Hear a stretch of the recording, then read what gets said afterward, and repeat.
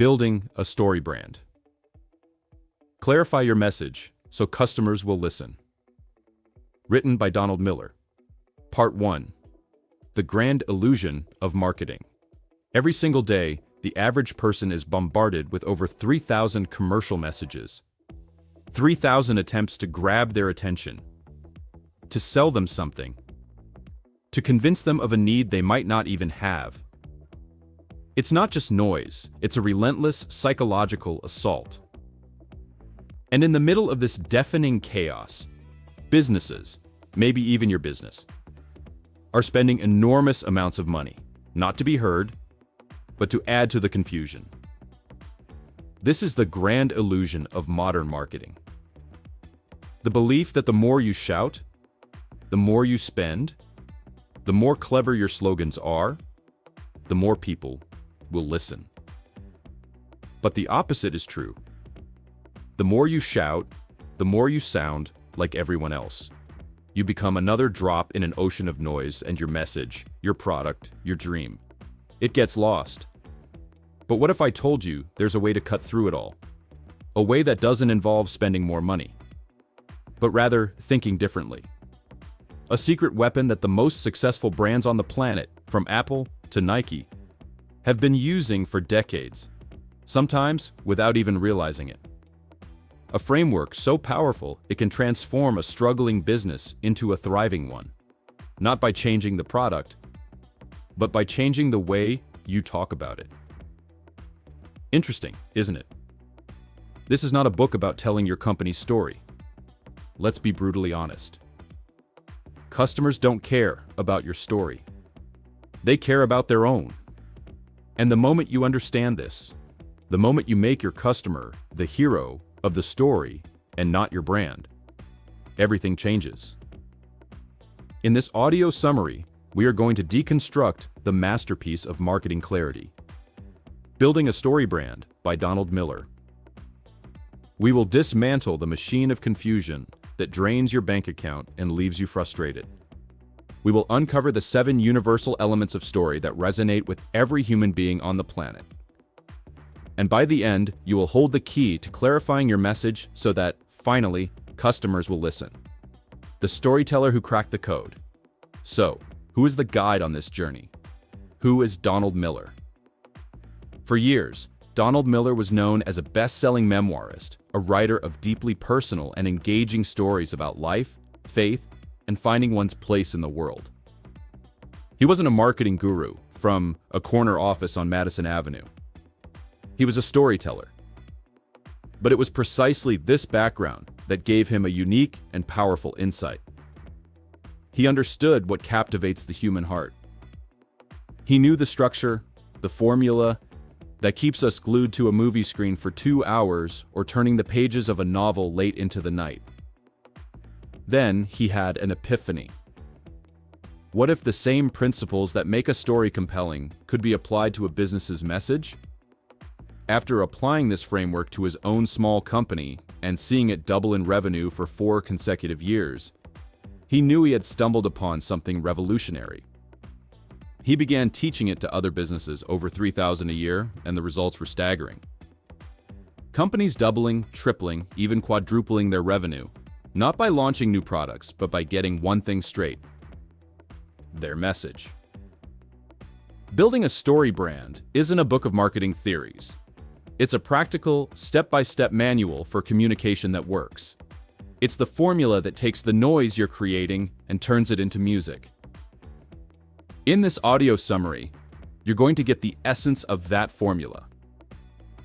We'll explore the 2 fatal mistakes in communication that cause customers to tune you out, the 7-part SB7 Framework that is the blueprint for every successful story and brand message, and how to implement this framework to build a better website, create a compelling brand narrative, and finally connect with the people you're trying to serve.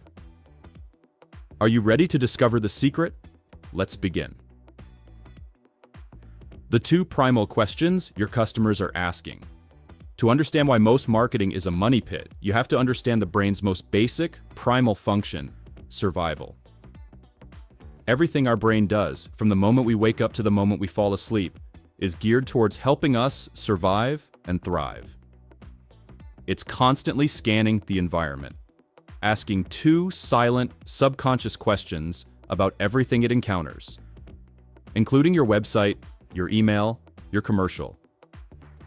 Is this going to help me survive? Is this going to require me to burn a lot of calories to understand? This is where almost every business makes its first fatal mistake.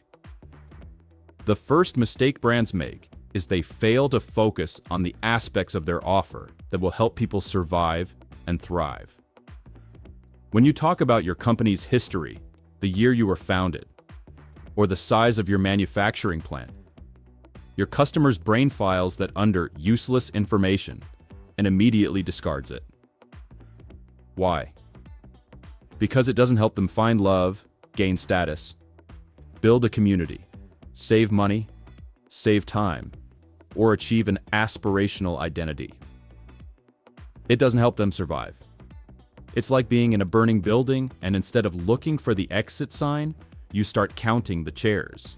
Your brain is wired to find the exits. Your marketing must be an exit. But there's another, more insidious mistake. The second mistake brands make is they cause their customers to burn too many calories trying to understand their offer. The brain is a calorie miser. It hates confusion because processing information burns energy, and burning energy works against survival. So when a customer lands on your website and is greeted with a wall of text, a dozen different calls to action, and vague Matison inside baseball language, their brain sounds an alarm. It's the equivalent of being asked to run on a treadmill while someone is talking to you. How long would you pay attention? Not long, you'd tune out. And that's exactly what customers do. They click away. This is the central problem. The enemy isn't your competition. The enemy is noise, the noise you create. So how do we defeat this enemy? How do we answer those two primal questions in our favor? You use the most powerful sense-making device known to humanity: story. A story takes random information and organizes it. It clarifies. It tells the brain exactly what to pay attention to and why it matters. It's the ultimate calorie-saving communication tool. And Donald Miller created a formula to harness its power. The secret weapon. The SB7 Framework. Nearly every story you've ever loved follows a predictable path. A character who wants something encounters a problem before they can get it. At the peak of their despair, a guide steps into their lives, gives them a plan, and calls them to action. That action helps them avoid failure and ends in a success. That's it. 7 simple elements. Think of them like the chords of a song. With just a few chords, you can create an infinite number of melodies. This is the StoryBrand 7-part framework, or SB7. Let's look at it through the lens of a story we all know, Star Wars. The character is Luke Skywalker. What does he want? He wants to leave his boring life and join the rebellion. But he encounters a problem. The evil empire murders his aunt and uncle and threatens to crush all freedom in the galaxy. At the peak of his despair, he meets a guide. Obi-Wan Kenobi, a wise Jedi Master who has faced this enemy before. Obi-Wan gives Luke a plan. Trust the Force. He then calls him to action. Go defeat the Empire. This action helps Luke avoid failure, the destruction of the rebellion, and ends in a success, the destruction of the Death Star and the saving of the galaxy. This formula works for epic space operas, and it works for your business. Because it's not just a storytelling formula, it's a human life formula. We are all characters wanting something, facing problems, and looking for a guide. The most critical mistake companies make is they position themselves as the hero. They talk about themselves, their greatness, their story. But when you do that, you're not positioning yourself as Obi-Wan. You're positioning yourself as another Luke Skywalker. And your customer, the actual hero, is not looking for another hero. They're looking for a guide. Your customer should be the hero. You are the guide. This is the paradigm shift that will change everything for you. Now, with this framework in mind, let's ask the 3 critical questions your marketing must answer within 5 seconds of a customer encountering it. We call this passing the grunt test. Could a caveman look at your website and grunt what you offer? The 3 questions are: what do you offer? How will it make my life better? What do I need to do to buy it? If you can't answer these 3 questions instantly, you're losing sales. It's that simple. But don't worry. The SB7 Framework is the tool that will give you the answers. Are you ready to start building your own story brand? To craft your own clear message? We're about to dive into the first and most important element: the hero's quest. It's not about you. The first principle of StoryBrand is this: the customer is the hero, not your brand. A story doesn't begin until we know what the hero wants. Will the team win the championship? Will the guy get the girl? Will the spy disarm the bomb? This want, this desire, opens what's called a story gap. It's the space between the character and what they desire, and our brains are magnetically pulled to see if that gap will be closed. As a brand, you must do the same thing. You must define something your customer wants. As soon as you do, you pose a story question in their mind. Can this brand help me get what I want? But here's where it gets tricky. Many businesses either fail to define a want or they define too many. They'll say, "We offer 27 different things," and the customer's brain shuts down. Remember the treadmill? Too many calories. For your overall brand, you must pare down the customer's ambition to a single, focused desire. A financial advisor doesn't just offer financial services. They offer a clear plan for your retirement. A high-end resort doesn't just offer rooms. They offer the luxurious, restful experience you deserve. But here's the next level, and it's absolutely crucial. What you define as their want must be tied to their survival. Now, survival doesn't just mean food and water in the modern world. It has evolved. Think of it in these terms: conserving financial resources, saving money. Conserving time. Giving them more time to do what matters. Building social networks, helping them connect with a tribe. Gaining status, making them respected, admired, or powerful. Accumulating resources, helping them make money. The desire to be generous, giving them a way to help others and feel part of something bigger. The desire for meaning, connecting them to a cause or a deeper purpose. Your brand's promise must tap into one of these survival instincts. A leadership coach isn't selling knowledge. He's selling the ability to become the leader everyone wants to follow. Why is that better? Because that promise is dripping with survival benefits, status, social connection, career opportunities, and a sense of meaning. So I ask you right now, what do your customers want? And how does that desire help them survive and thrive? Define this. And you've successfully opened a story loop. You've hooked them.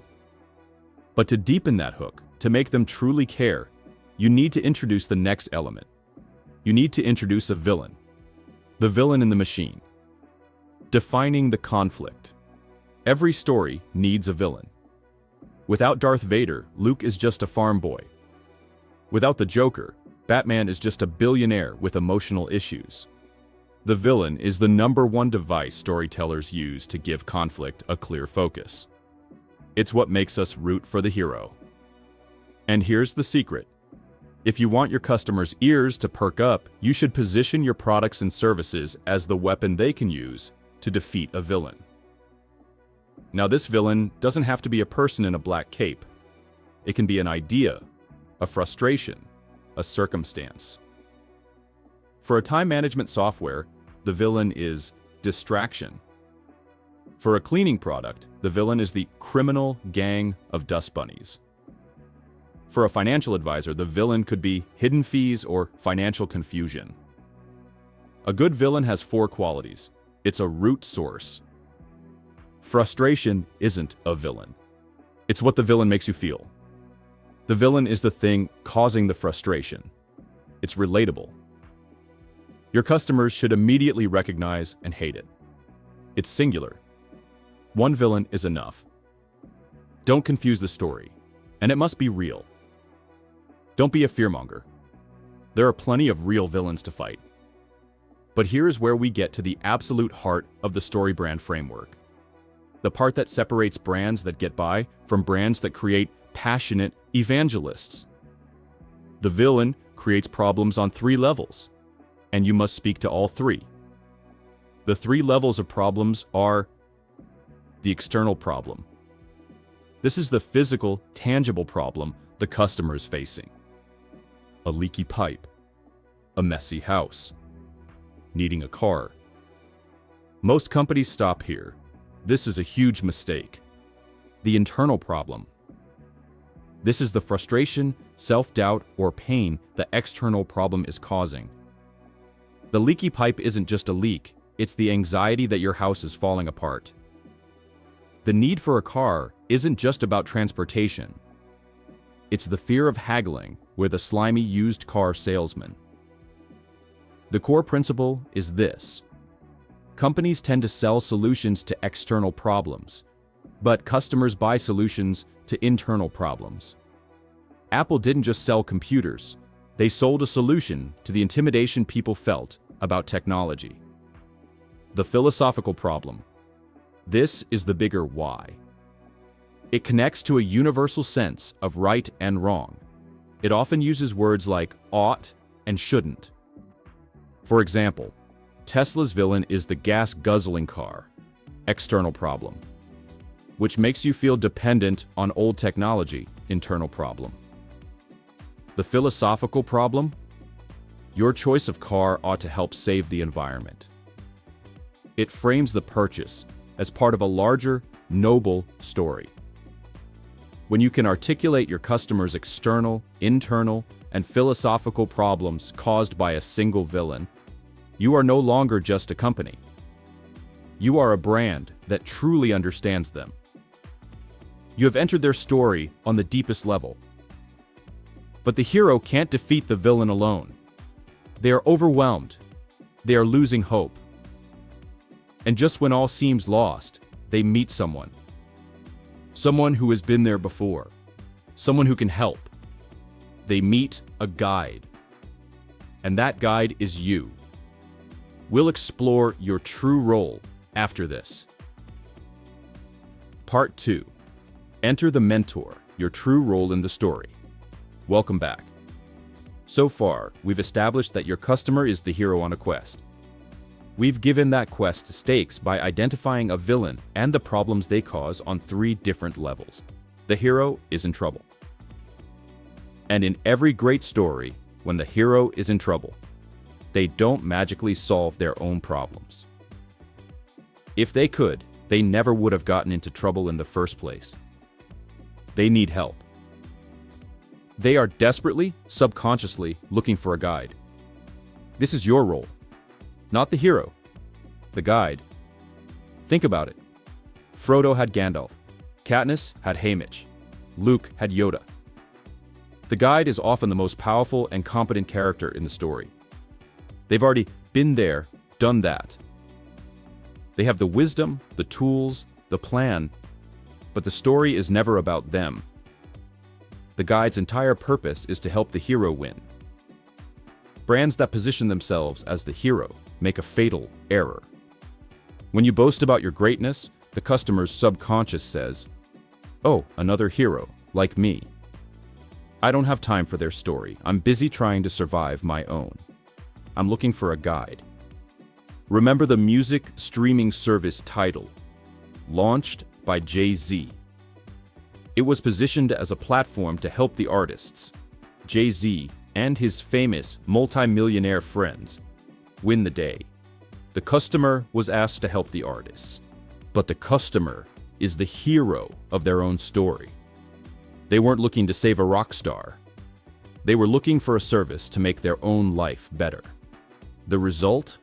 Tidal was eviscerated and largely failed to gain traction. They positioned the wrong person as the hero. So, how do you signal to your customers that you are the guide they've been searching for? You must communicate two crucial things: empathy and authority. First, empathy. You must express a deep understanding of your customer's pain and frustration. Phrases like, "We understand how it feels to," or "nobody should have to struggle with," create an immediate bond of trust. People trust brands that understand them. When former President Bill Clinton famously said, "I feel your pain," he wasn't just being relatable. He was positioning himself as an empathetic guide for the American voter. You must do the same. Second, authority. This isn't about bragging, it's about demonstrating competence. The hero trusts a guide who knows what they're doing. But how do you do this without sounding like a hero yourself? You let others do the talking for you. There are 4 simple ways to demonstrate authority without boasting. Testimonials. Short, powerful stories from happy customers. They give new customers the gift of going second. Statistics. How many people have you helped? How much money have you saved them? Numbers build trust. Awards. Small logos or mentions of awards you've won.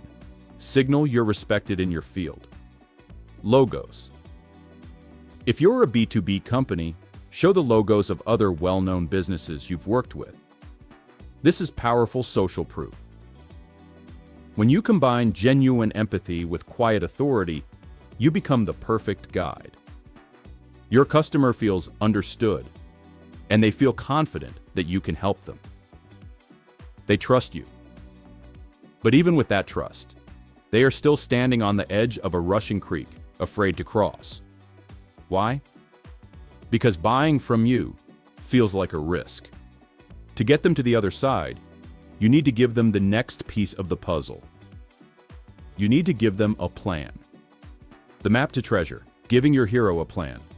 At this point, the hero likes you, they trust you, but they still won't buy. Making commitment is risky.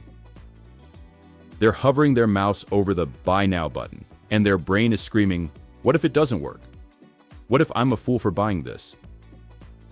To calm their fears, you must place large, obvious stones in the creek for them to step on. This is the plan. The plan is a simple path that clarifies how to do business with you and removes the sense of risk. There are 2 types of plans you can offer. The first is a process plan. This is a simple, step-by-step guide to doing business with you. It usually has 3 to 4 steps. For example, a company that installs custom garage storage might say, schedule a free consultation. Get your custom 3D design. Enjoy your organized garage. Do you see how simple that is? It takes a complex, intimidating process and makes it feel easy and achievable. The customer thinks, oh, I can do that, and their fear subsides. The second type of plan is an agreement plan. This plan is all about alleviating fears. It's a list of agreements or promises you make to your customer. Think about CarMax, the used car retailer.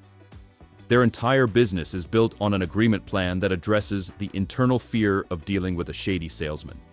Their promises include no haggle pricing, a quality certification on every car, and salespeople who aren't on commission. This agreement plan removes the risk and has made them a $15 billion company in one of America's least trusted industries. You should also give your plan a name, something like the Easy Installation Plan or our Customer Satisfaction Guarantee. This increases its perceived value. By giving your customer a clear plan, you've built a bridge over the rushing creek. You've made the journey safe and clear. They are almost ready to commit. But there's one more thing they need from you, one final push. You have to challenge them. You have to call them to action. The call to adventure, daring them to act. Here's a universal truth about stories and about life. Bodies at rest tend to stay at rest. Characters in a story and customers in the real world do not take action unless they are challenged to take action by an outside force. Luke Skywalker wouldn't have left his farm if his family wasn't killed. Liam Neeson's character in Taken wouldn't have gone on a rampage across Europe if his daughter wasn't kidnapped. You have to be that outside force. You must ask for the sale. This is where so many businesses fail. They're afraid of looking pushy, so their calls to action are weak and hidden. They'll say something like, "Feel free to get in touch if you're interested," instead of "buy now." But when you're passive, you don't just lose the sale. You communicate a lack of belief in your own product. The customer senses weakness. If you believe you can change their life for the better, you have a moral obligation to be bold and ask them to let you. There are two kinds of calls to action you must use. Think of them as two stages of a relationship. First is the direct call to action. This is the "Will you marry me" us button. It should be things like "Buy now," "Schedule an appointment," or "Register today." This button should be on the top right of your website and in the center of the screen above the fold. It should be a bright, unmissable color. You must repeat it. Don't be shy. But what if the customer isn't ready to get married? Do you just give up? Of course not. You ask them on another date. This is the transitional call to action. It's a lower risk offer that provides value and builds your relationship. It allows you to collect their email address so you can continue the conversation. Great transitional calls to action include downloading a free PDF guide, like 5 things your website must include, watching a free webinar or video series, getting a free sample or a free trial. This is how you build a relationship. You ask for the sale directly. If they say no, you offer them something of value for free to continue building trust. Then you ask for the sale again later. It is your job to pursue the customer. Now, your hero has a desire. They face a villain. They've met a guide, you, who has given them a plan and called them to action. The story is rushing towards its climax, but to make that climax truly meaningful, to create real tension and desire, we have to define what's at stake. What happens if they win? And more importantly, what happens if they fail? The shadow of defeat and the light of victory. A story lives and dies on a single question. What's at stake? If nothing can be gained or lost, nobody cares. If the bomb the hero has to disarm is actually a dud, the audience checks out. Your marketing is no different. You must communicate what the customer has to lose if they don't do business with you. Now I can feel some of you cringing. You don't want to be a fearmonger. I get it. But the problem for 99% of businesses isn't that they use too much fear. It's that they use none at all. And without stakes, there is no story. Think of failure as the salt in a recipe. Too much ruins it, but leave it out and the whole thing is bland. You need just a pinch of fear. Research by Nobel laureate Daniel Kahneman proved that humans are 2 to 3 times more motivated to avoid a loss than they are to achieve a gain. Loss aversion is a powerful motivator. So what negative consequences are you helping your customers avoid? Lost money? Wasted time? Continued frustration? Unnecessary stress? A missed opportunity? You need to gently remind them of the cost of inaction. A financial advisor isn't just selling investments. They are helping you avoid the tragedy of not being ready for retirement, of not being able to enjoy your golden years with your grandchildren. Once you've waved the flag of failure, you must immediately pivot and paint a vivid picture of success. This is the final and most important part of your brand story. You must tell people where you are taking them. Never assume people understand how your brand can change their lives. Tell them explicitly, don't be vague. A Kennedy didn't inspire a nation by promising a competitive space program. He said, "We're going to put a man on the moon." Be specific. What does their life look like after they use your product? Use images of happy, smiling people on your website. Show the emotional destination. Storytelling experts have found that there are 3 dominant psychological desires that story resolutions tap into. If your brand can promise one of these, your message will be irresistible. Winning power and status. Offering access, scarcity, or a premium identity that makes the customer feel respected and important. Union that makes the hero whole. Offering something external, a tool, a system, a service, that reduces anxiety, lessens their workload, or gives them more time, making them feel complete. Ultimate self-realization. Helping your customer reach their potential and accept themselves, often through inspiration, or by inviting them to be part of a larger movement. When you define what's at stake, both failure and success, you create narrative tension. Your customer is now leaning in, ready for the resolution. But there's one more layer to this. The ultimate prize your customer is seeking isn't just a product, it's a transformation. The ultimate prize? The power of transformation. When you look at your completed story brand, you will realize something profound. You aren't just selling a product or a service. You are participating in your customer's transformation. You are helping them become a better version of themselves. And this is the single greatest motivation human beings have. At the start of a story, the hero is flawed and full of doubt. By the end, through conflict and with the help of a guide, they have transformed. They are competent, courageous, and confident. This is the arc of every great story, because it is the arc of every human heart. We all want to transform. Your job as a brand is to ask, who does my customer want to become? What is their aspirational identity? Consider Gerber knives. They don't sell knives, they sell an identity. Their commercials show people rescuing flood victims and sailing into storms. The tagline is "Hello, Trouble." They are selling the identity of someone who is tough, adventurous, and competent.